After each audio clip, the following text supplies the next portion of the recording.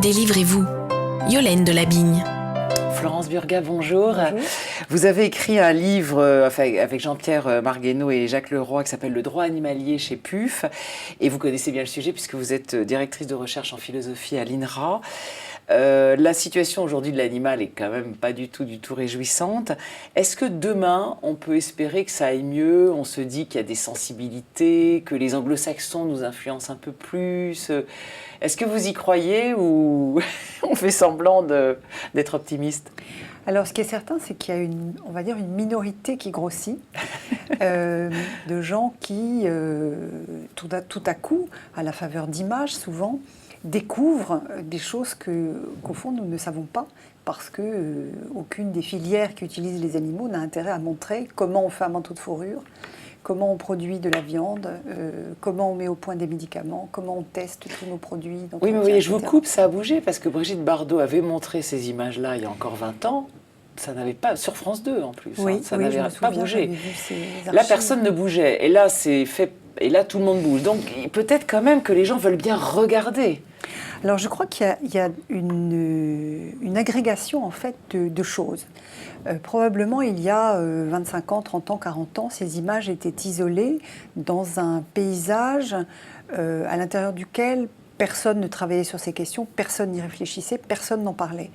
Je crois qu'aujourd'hui, le fait que, alors pour une petite part, les travaux des chercheurs, parce que je pense qu'ils comptent aussi, évidemment, qui ont exploré la question, le fait que les médias aient montré qu'il y ait eu, je crois, quand Le Monde a fait sa une sur cette vidéo, la deuxième vidéo, j'ai eu le sentiment que c'était un événement, que c'était vraiment un événement.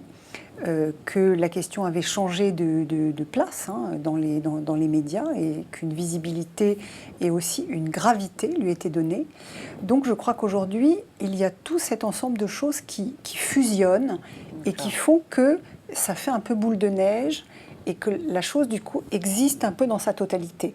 Et aussi, les associations de défense des animaux se sont beaucoup professionnalisées. Oui, c'est clair, voilà. C'est clair. Je crois qu'elles peuvent répondre à leurs interlocuteurs, elles connaissent leur dossier et elles surmontent l'émotion qu'il faut surmonter. Et Dieu sait que ça n'est pas facile sur ces sujets. Et elles savent gérer la communication qui est absolument essentielle dans un combat comme ça.